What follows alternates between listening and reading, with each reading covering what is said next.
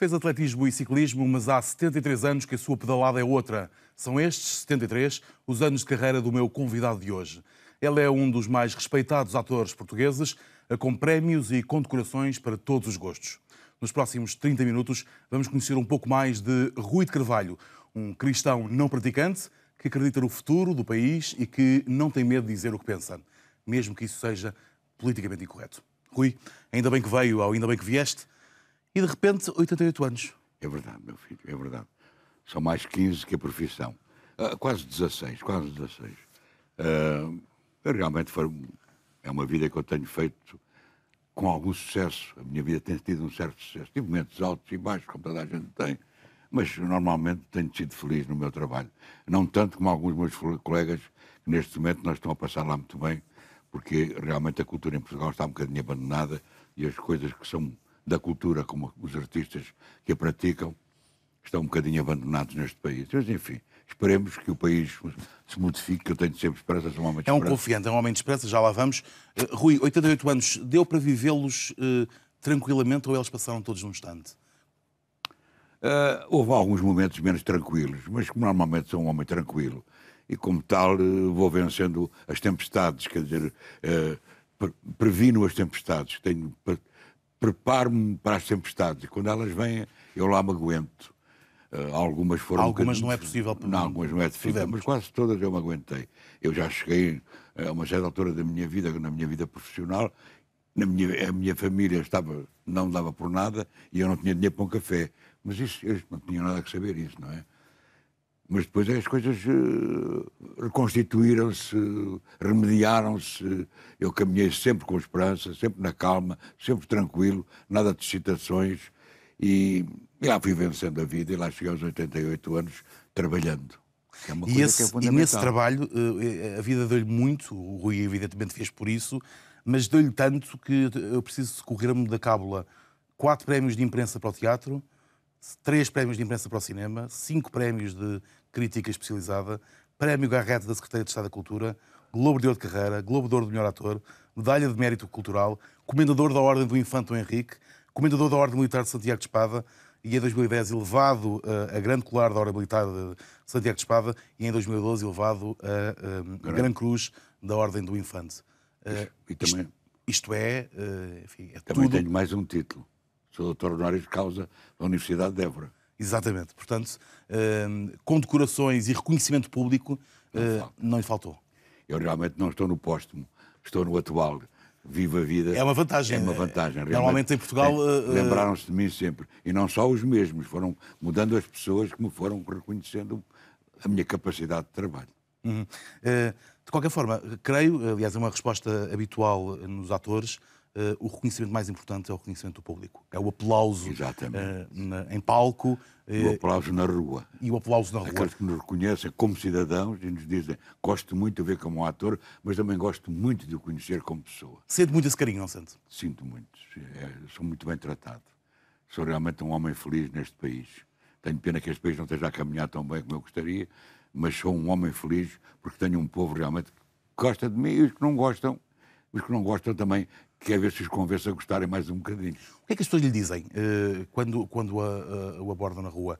Além de que gostam muito de si, mas pedem-lhe conselhos? Pedem para pedir à televisão horários, essas coisas também me pedem.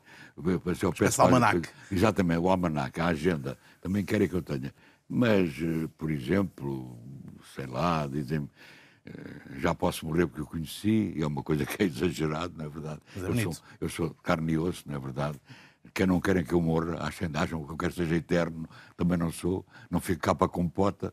Eu quero é que deixe cá alguma coisa para que as pessoas realmente digam, o Rui foi útil à sociedade portuguesa, pronto, mais nada. Destas condecorações todas que evoquei agora, há alguma que lhe tenha dado um prazer especial? Ou todas elas são um conjunto? São um conjunto de prazeres, não é verdade? E, sobretudo, um conjunto de responsabilidades. Nós passamos a ter muita responsabilidade porque nos reconheceram determinadas coisas que nós temos que manter.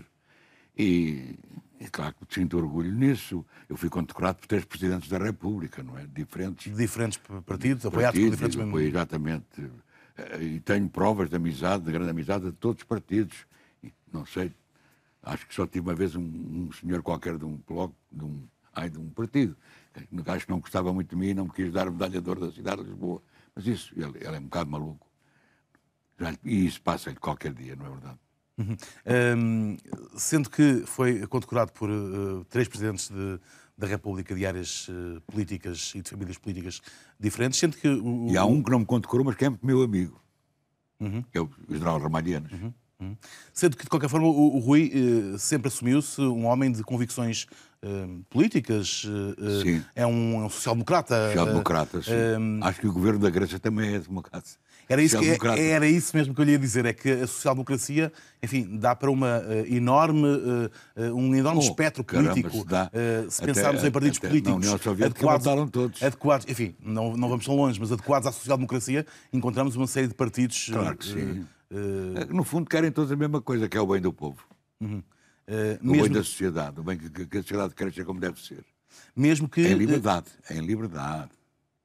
Nada de ditaduras, nem de esquerda nem de direita. Ditaduras não contam comigo para coisa nenhuma.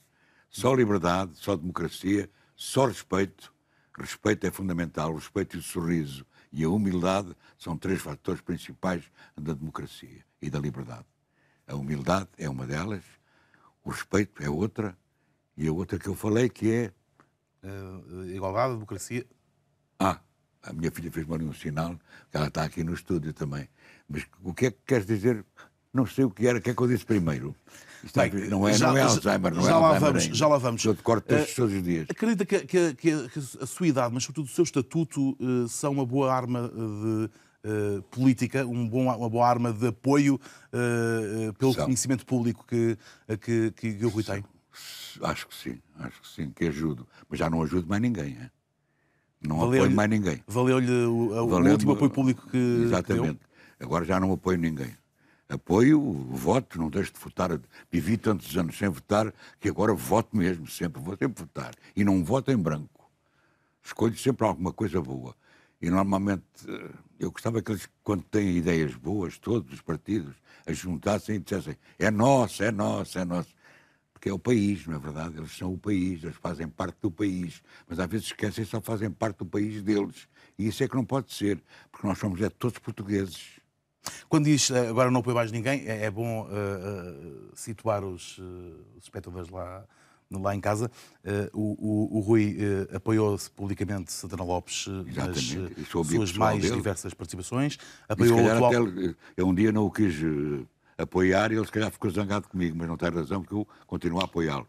Apoiou o atual Presidente da República, Cavaco Silva, e também publicamente apoiou Mário Soares e apoiou Pedro Passos Coelho, enfim, o atual Primeiro-Ministro. E gostava muito do Dr. Jorge Sampaio também, que é um homem da música, um homem da arte, é um muito dedicado. Dimensão cultural muito grande, é uma pessoa muito ligada à arte.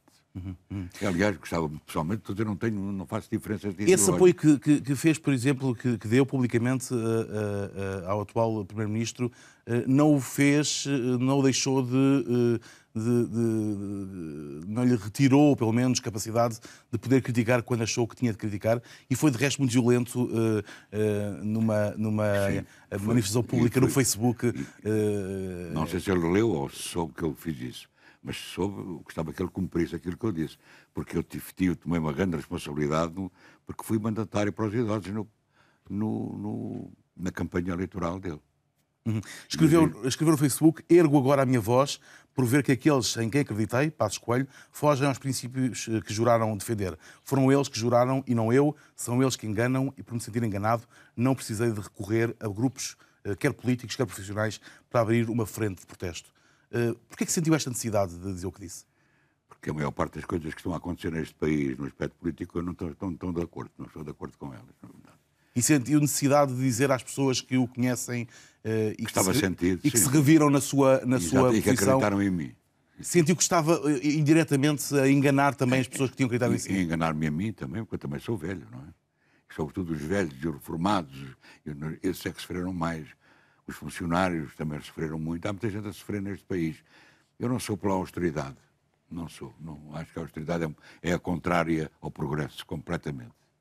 E, portanto, como é contrária ao progresso, eu não estou com a austeridade. Mas havia outra forma de ter feito as coisas? Deve ter havido. Eu não sei como é que se faz. Eu sei que não faço austeridade. Eu, quando muito faço economia, talvez seja um bocadinho forreta, talvez pense no dia seguinte, talvez pense no futuro. Então nós, quando governamos um país, temos que pensar assim também. No fundo é assim. Porque temos que pensar que um dia não é assim, que é um bocadinho pior, mas temos que ter uma reservazinha e nós gastámos tudo o que tínhamos e depois agora temos que estar a sacar a alguns, não há aqueles que roubaram, porque houve muita gente que roubou neste país, e esses é que têm que pagar aquilo que realmente nós estamos a pagar, aqueles que não tiveram culpa nenhuma. E isso é uma coisa que me choca bastante. Mas no atual momento que o país vivia e nas atuais condições era possível ter feito as coisas de uma outra forma? Não sei, eu acho que sim, que é preciso. É preciso nunca usar só a economia, é preciso usar o coração. O coração é uma coisa fundamental. Não? É sobretudo um país que, por exemplo, está a abandonar a cultura. É um país que está a ficar muito pobre, mais pobre do que não ter dinheiro. Um país sem cultura é um país muito pobre, é um país sem... Só com desporto. Desporto é muito bom. Eu gosto muito de futebol, gosto muito de desporto, pratiquei algum atletismo também. Fui um homem do desporto, gosto muito, mas acaba logo quando acaba. O desporto é uma coisa para se fazer. E a cultura mantém-se. A cultura é a evolução de um povo. É aquilo que vai ficando de um povo. É aquilo que vai ficando. Quando daqui a uns anos também há estados do tempo da Grécia. Não é? Mas desse ponto de vista o país está pior hoje do que estava? Há muito que se ouve os agentes da cultura em Portugal falarem disso, da pouca propensão... Está mais pobre, cultural está mais pobre, está muito mais pobre. Embora haja muita gente com muita capacidade.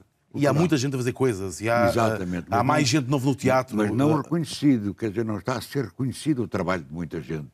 Há muita gente boa a fazer teatro em Portugal, há muita gente boa a dançar em Portugal, a tocar música, há muita gente boa, muitos músicos muito bons portugueses a trabalhar em orquestras estrangeiras, há imensos médicos a trabalhar fora de Portugal, há imensos engenheiros a trabalhar fora de Portugal. Portugal tem gente muito boa e com muita capacidade, mas tem que começar também por dentro a gostar de si próprio. Nós não gostamos muito de nós. Eu faço isto com o dedo aqui, a ver se não me dói. Cada vez há mais jovens que chegam ao final do seu ensino superior e que procuram lá fora formas de motivação e de realização profissional. E são absolutamente absorvidos logo. Apanham-nos quase todos. Isso é um sinal de que nós produzimos bons quadros. Como é que eles chegam lá fora e arranjam logo emprego? Alguns não arranjarão, mas nem todos. Mas a maioria arranja emprego. A maioria é escolhida. Por exemplo, na enfermagem, acho que estão a ficar enfermeiras portuguesas por todo o que é parte do mundo. Elas vão para toda a parte e são muito boas profissionais. Isso é um sinal que, em condições de igualdade, nós temos tantas capacidades como os outros. Temos capacidade para isso tudo. Temos é que gostar mais de nós. Temos que nos apreciar mais ainda. Mas não estamos condenados a esta periferia onde estamos? Não estamos condenados a esta forma de... Condenados não estamos, nós piramos-nos. Como se costuma dizer, piramos lá para fora. E eles apanham-nos logo. Há países a ser construídos por portugueses, não é? Não esqueçamos isso. E há também muitos atores, cada vez mais atores, voltando à sua que vão área, até lá fora. Que vão até lá fora procurar outras formas de trabalhar, outras gentes, outras culturas. Há muita gente a trabalhar no Brasil, embora com algumas dificuldades, porque no Brasil há um respeito muito grande pelo sindicato e pela carteira profissional. Nós não temos carteira profissional, os atores em Portugal. A carteira oficial não a temos. Estão a tratar disso, julgo eu, que ainda vamos conseguir ter carteira profissional antes das eleições. Depois não sei se nas outras eleições mudam de ideias e não arranjam carteira profissional. Mas vamos lá ver, talvez sim. Eu tenho esperança que as pessoas que tomarem o poder depois das eleições tomem também. Este é um tempo, de facto, de maior globalização e, portanto, essa procura dos portugueses irem lá para fora, de atores portugueses no Brasil, na Globo, noutros países. Nós continuamos de caravela por aí fora, meu filho. Sente que lhe faltou essa experiência? Tinha vontade de ter feito uma coisa desse sair? Tipo? Eu já saí, mas gosto de sair como português. Exatamente, saiu como português. Não quero mudar como imigrante, quero ir lá e dizer assim, este ator é português. Aliás, eu tenho uma coisa que me toca profundamente. Eu fiz um concerto em Madrid, no Teatro Monumental, com a Orquestra Sinfónica da TV espanhola. Eu fiz um concerto com um poema do Fernando Pessoa, agora não estou a lembrar do nome do poema, mas com a Orquestra Sinfónica da TV espanhola. E o locutor, quando eu estava a fazer o programa e a gravar o poema com a orquestra, dizia para o público, este ator não usa o microfone. Eu estava a dizer o texto e não tinha microfone. E para ele era uma coisa que realmente eles achavam interessante. E foi um momento, e pagaram muito bem. Muito bem. Esse era o outro lado também, não é? É verdade. Pagaram muito bem e pediram-me desculpa por ser pouco. Isso é que é engraçado. Na televisão. A consciência... Exatamente. E hoje ainda me mandam algumas coisinhas desse tempo. Mandam pelos direitos conexos, não é verdade? Claro, Que é uma evidentemente. coisa que também nos tiraram cá em Portugal. A maior parte das empresas tiram-nos os direitos conexos. Acham que nós não temos capacidade literária para pertencer à classe, como é que se chama? Aquelas coisas que distinguem os pintores, os músicos, os escritores. Os atores também são criadores. Mas acho que não nos querem considerar criadores, não é verdade? Propriedade intelectual. Não, propriedade intelectual, era o que me estava a faltar, meu filho. Não temos, aliás, não sei se são só as finanças que fazem isso, não é? Não sabem que eu sou ator há muitos anos. Mas quando saiu e voltou, essa perspectiva de passar uma temporada fora, como hoje acontece com muitos atores que vão... Estão no Brasil e que estão no Brasil durante muito tempo, que se dividem entre lá e cá, e há muitos que vão aos Estados Unidos, exatamente. Fazem muita coisa. Temos lá uma menina, a Ruá, a trabalhar. A Ruá, o Loquim de Almeida também. Trabalhou consigo, a Daniela Ruá. Há muito e gosto muito dela, sou muito amigo dela, gosto muito. É uma miúda formidável. Hoje é uma senhora, já uma mãe e tudo. Já é mãe e tudo. Já é mãe e tudo. Rui, iniciou-se no teatro como amador em 1942, é um ano longínquo, no grupo da Mocidade Portuguesa. Exatamente, tinha um grupo de teatro dirigido por um grande homem, um grande profissional chamado Francisco Ribeirinho. Eu comecei logo a trabalhar com um grande profissional de teatro. Um dos mais inspiradores profissionais. Era um mestre. Tinha 15 anos, como é que era o ambiente? Trabalhar naquela altura, aquele lado de trabalhar no grupo da Mocidade Portuguesa, tinha essa consciência política, essa dimensão política? Fiz Gil Vicente, fiz muito Gil Vicente, fizemos muito teatro grego, o teatro tanto comédias como tragédias, fazíamos. Por exemplo, tive um repertório que o Ribeirinho montava no Teatro da Mocidade e depois no Teatro Universitário. Ainda se lembra do seu primeiro ordenado? Lembro. 1,100 escudos. Começaram a pagar bem na altura, 1.100 escudos. Era 1.100 escudos, era muito dinheiro. Era dinheirinho. E pagavam ao fim do mês, naquela companhia. Companhia Josefina Silva Assis Pacheco. Foi a primeira. Depois trabalhei logo a seguir numa companhia de Vasco Morgado. E o que é que fez com esse primeiro dinheiro? Tem noção? Com o primeiro dinheiro que ganhei? Sim. Não, que ganhei não. Isso foi quando eu fui corista de ópera. Enquanto tirei o curso de conservatório... E ganhava 400 escudos, não foi? 400 escudos. E comprou? Comprava 3 vinhos, fumava um cigarro caro na altura. Comprou um anel? Comprei um anel com uma pedra porque não era verdadeira. Hoje a pedra é verdadeira e quem a usa é o meu filho, não sei se ele o usa, mas tenho lá na gaveta, pelo menos. Eram outros tempos, de facto, era outra forma... Era outros tempos, havia muita coisa de arte, vinham companhias de ópera cá, também hoje vêm ainda, não com tanta frequência. Cá em Portugal, mesmo o próprio público, a quem eu faço um apelo, sem vocês não há nada. Nada de cultura pode existir sem o vosso apoio. A dança, a música, o teatro, a literatura, os museus, tudo, o artesanato, tudo isso depende do vosso gosto, do vosso carinho, da vossa presença. Se não estiverem, nós morremos todos vestidos. Porque os apoios do Estado não ajudam nada, por enquanto. Podem apoiar, mas ajudar não podem. E nós também talvez nos tire um bocadinho a capacidade de lutar se tivermos muito apoio e descansarmos assim porque veio o dinheirinho do subsídio. Não, nós temos também que lutar por nós. E, sobretudo, precisamos da vossa presença. Precisamos que estejam ali, que nos deem uma pateada, que nos deem uma salva de palmas valente, porque isso tudo é ajuda para nós crescermos. Mas precisamos, sem vocês não podemos ter nada disso. Estamos sempre a ensaiar. Por exemplo, é muito desagradável, por acaso não me tem acontecido isso, mas trabalhar, ter uma estreia com casa cheia e no dia seguinte estarem 5 pessoas, é doloroso, é bastante doloroso. Mesmo que as pessoas lá vão e não gostem, dão com os pés. E se houver muito pode ser ainda mais barato, que já é. O teatro em Portugal não é nada caro, por exemplo, o teatro não é, as outras coisas não sei, porque não faço bilheteira, na verdade, nem faço mesmo para o teatro. Eu não trabalho de graça, preciso de comer e beber, não é como toda a gente, e viver, e tenho a minha vida como cidadão normal. É uma profissão que eu escolhi, é uma profissão, na verdade, que não tem carteira profissional, mas é uma profissão. Este apelo aos olhos e ao coração dos portugueses, este apelo direto de Rui de Carvalho. Rui, estas longas décadas do teatro, o Rui interpretou textos de autores fantásticos. Molière, Tennessee Williams, Shakespeare, Chekhov, Essa Queiroz, enfim, muitos deles. É uma honra, não é? Ter esta palete de autores. É muito bom mesmo. Andar nos vários estilos escritos, na verdade, porque os autores têm escrito, às vezes perguntam se nós improvisamos. Nós não podemos improvisar e mexer num texto escrito por um Essa de Queiroz, por exemplo. Não, texto sagrado. Não escreveu teatro, mas nós lemos o Essa de Queiroz e estamos a ver teatro. Não há nada ali que não... É uma pena não ter escrito peças de teatro. Mas há quem adapte as peças dele com a linguagem dele e com o estilo dele.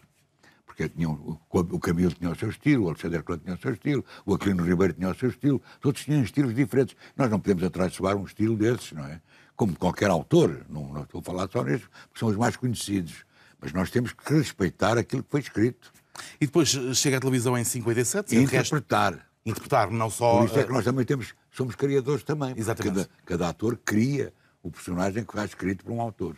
A televisão chega em 57, o Rui é um dos pioneiros da televisão em Portugal, com o Monólogo do Vaqueiro, que foi... No teatro sou o pioneiro. No teatro Não, e ainda há o realizador que também era ator, que era o Álvaro Benamor, que foi o realizador do teatro, da peça, o realizador quer dizer, quem ensinou o Monólogo do Vaqueiro, o Alta Visita. Que recordações, do Gil Vicente, que recordações é que tem desse tempo? Tinha noção que naquele momento estavam a desenhar, a escrever um momento histórico da vida da RTP, desta casa, e também de Portugal? Que a casa existe. Talvez não com o pioneirismo que tinha. Mas tinham essa noção naquela altura? Sim, era uma coisa maravilhosa. Foi uma coisa maravilhosa. E começar a conquistar as horas, que também foi muito interessante. Conquistar as horas, quer dizer, começou com um tempo limitado, acabava cedo, começou a crescer, e hoje são 24 horas permanentemente a funcionar. Hoje acho que tenho a impressão que está muita coisa gravada que vai à noite. Já não põe tanta gente a ganhar horas extraordinárias, não é verdade? Porque à noite ganha-se mais um bocadinho.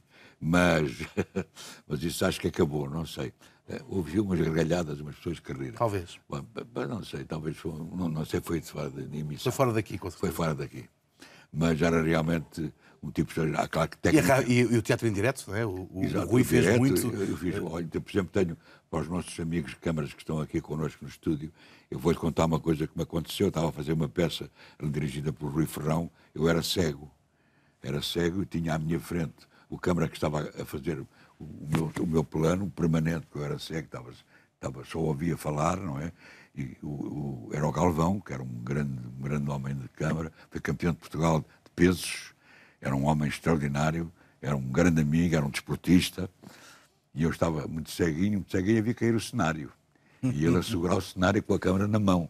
Quer dizer, tudo aquilo foi um trabalho maravilhoso. Chegámos ao fim, e ele com o cenário sempre na mão. E o Rui não se desmanchou nunca. Não podia, era ceguinho, mas como é que eu sabia que estava aquele cenário? Se eu fizesse algum sinal, o público percebia que tinha acontecido qualquer coisa no estúdio. Eu não podia dar sinal nenhum. Não podia, porque senão as pessoas... Os senhores têm ponto, não?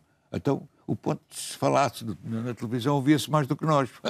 Temos um ponto, temos, sim senhor, para coisas fixas, que é o chamado teleponto. Há um teleponto para os profissionais que estão a ler um noticiário, para que estão a fazer uma entrevista, para ter um guião à sua frente, para poderem pegar e fazer e continuarem o programa. Como é, esse domínio, esse autocontrole é fundamental de um ator? Eu acho que sim, é fundamental. E isso ganha-se? É traquejo? Houve outras coisas que eu ganhei na televisão. Eu tinha, quando começou a televisão e quando era direto, eu tinha um frio horrível, gelava, não era o mesmo medo que eu tinha no teatro. Era diferente, ficava gelado.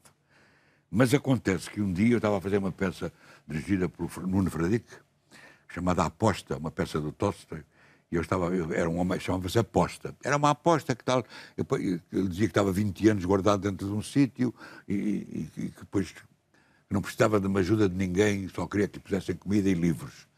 Ora bem, chega ao fim dos 20 anos e quando o outro vai pagar a aposta, eu digo-lhe, não quero, já não preciso de dinheiro nenhum. Fica com o dinheiro. Ele estava já falido, não ficou falido, e eu fiquei mais rico interiormente. Porque li, porque conheci, porque pensei na vida e tudo isso. Mas acontece que eu estava a dizer ao tipo que tinha que receber, ao meu colega, que era o Carlos Wallenstein, que fazia na altura o senhor que tinha feito a aposta comigo, Eu estava-lhe a dizer, olha, eu realmente agora não preciso. E era o ponto de vista, era o Câmara. Quer dizer, não estava lá o ator, estava lá a Câmara a ouvir o ponto de vista. Era o Amado Freitas que estava do outro lado. E quando eu estava a fazer o monólogo, eu reparei que ele atrás da Câmara lhe caíam as lágrimas. E disse assim, nós também temos público dentro do estúdio. E temos. Neste momento, nós somos muitos. Está o som e estão as câmaras. Está a minha filha ali ao fundo. Está aqui o meu querido entrevistador. Mas são pessoas que me estão a ouvir. Mas quando estamos a fazer uma peça, há a senhora da limpeza, há os ajudantes de câmara, há os ajudantes de som, há todo um mundo, a contra-regra, tudo isso dentro que estão, quando nós estamos a fazer bem, estão muito atentos àquilo que a gente faz. Quando começam a fazer o trabalho deles e a sair daquilo, é porque nós estamos a correr muito mal. A coisa não está a correr muito bem. Essa capacidade, esse fascínio da fixação... Temos público dentro de um estúdio. Há um certo magnetismo, também há empatia dentro do estúdio. Porque as pessoas que cá estão também são espectadores. O Rui sempre foi magnético dessa forma. Em criança, como é que era? Já tinha essa propensão para a comunicação, para a representação, para animar os outros? E para vadiar pelo mundo. Eu vadiei muito pelo mundo. Eu preguei muitos sustos aos meus pais, porque andava o dia todo a correr Lisboa, por exemplo, ia para o Terreiro de Passos. Eu vivi muito tempo na Covilhã. Fiz a gestão primária na Covilhã. E quando vinha a Lisboa... Depois dos primeiros 5 anos em África? Exatamente. Eu saí daqui, fui fazer 2 anos a Angola, a Luanda. Tenho uma paixão muito grande por África, tenho uma grande paixão por Angola, por África de uma maneira geral, e Angola no coração, porque realmente Angola foi onde eu vivi, não é verdade? Tive muitos amigos, eu era minoria, no meio de uma sociedade negra, preta, não é verdade? De quem eu gosto muito e de quem tive grandes amigos, que brincaram comigo. São rapazes que têm a minha idade hoje. Devem se lembrarem que eu era filho do comandante. Então, este era o menino Rui. Olha, o menino Rui era eu. Eles eram os meninos de lá. Era filho de um militar. Teve uma educação... não, que o meu pai gostava muito de teatro. Agressiva? Não, nada. Meu pai... Nada radical? Não, o meu pai era disciplinadíssimo, sim senhor. Havia rigor, não é? Era rigor. Eu vou-lhe dizer uma coisa como o meu pai era. O meu pai era um homem justo. Acho que só me tocou 2 vezes na vida. Eu tinha razão. Eu tinha razão. Mas um dia, eu estava a comer, a minha mãe tinha feito uma sorda. E eu fazia com uma certa frequência para não se estragar pão. E então eu disse, isto é comida de taberna. É comida de taberna, disse meu pai. Então vais comer a sorda durante 1 mês. Ou um pequeno almoço, ou almoço e ao jantar. Comi a sorda durante 1 mês. Às 3 refeições. A minha mãe, coitadinha, ia matando a cabeça a descobrir menus com uma sorda, na verdade, para eu conseguir comer. Não era pão com pão, sempre era ali um bocadinho, havia ali algum... Nunca se desperdiçava pão. E o pão não se deve desperdiçar. Sim. O pão é realmente aquilo com que a gente ganha a vida, não é? Com o pão, não é? É o pão nosso de cada dia. O pão é uma coisa que nós temos que respeitar porque é fundamental na alimentação das pessoas. E não se deve estragar nunca nada que se come. Eu vivi numa guerra, tive uma guerra, passei muita fominha, tinha saudades de muita coisa, tinha saudades de carninha, de azeite, de açúcar, enfim. Meu pai, que era militar, tinha alguns privilégios, mas não eram assim grandes, que eu tinha... E por semana ia buscar 2 carcaças à manutenção militar. Eram grandes, assim, daquelas papos secos grandes. Havia uns papos secos que chamavam carcaça grande, tinham um nome. Mas eu ia a Xabregas buscar à manutenção militar os 2 pãezinhos. E, portanto, estava-me a dizer que, estamos mesmo no final, mas ainda que essa educação rigorosa fosse uma realidade, foi um homem que andou... Apoiou-me sempre. A minha mãe era pianista, meu pai adorava música. Portanto, a arte estava... De vez em quando, Aida, toca-me aí uma coisinha para eu ouvir. E pronto, meu pai ficava... Era um grande borga, era um boémio, mas nunca faltava ao serviço de manhã, não é verdade? O Rui herdou um bocadinho desse lado. Há uma coisa que eu não herdei. Meu pai era um garanhão desgraçado. A minha mãe, coitadinha, passou as pasas do Algarve, mas era viúvo. Eu sou filho único de um casal de viúvos. Mas também foi um bom vivan, o Rui. Eu acho que sou um bocadinho bom vivan. Sou mais calado. O meu pai não. O meu pai era mais exuberante. Eu vou contar uma história picante. É ótimo para acabar. Eu ia um dia no elétrico Via dos Anjos. O meu pai descuidou-se com um som bastante poderoso e fiquei perplexo e de repente olhou para mim assim, esta juventude, passou para mim o estrondo. Não sei se as pessoas perceberam bem a ideia. Eu não quis estar a falar em... Não, acho que sim. Acho que foi suficiente. Pois, não vale a pena fazermos explosões dessa natureza. Não, é bom acabar em paz. Acabamos em paz e acabamos com uma história fantástica. Aquele magnetismo de que falava há bocadinho é aquele que eu sinto sempre que falo consigo e, portanto, ficaríamos seguramente mais uns bons largos minutos nesta conversa. A televisão, como sabe, muito melhor do que eu, o tempo é finito. Rui, ainda bem que veio. Muito obrigado, eu. Foi um prazer muito grande. Tive um prazer em estar aqui. Desculpa esta do pum. Não, acho que foi um pum final interessante. As ideias e as histórias de vida de Rui de Carvalho, um ator cheio de vida e de vidas interpretadas ao longo de 73 anos de carreira. Todas as semanas é assim na RTP Informação. Boas conversas com gente que marca a diferença. Na próxima semana estamos de volta com um novo convidado.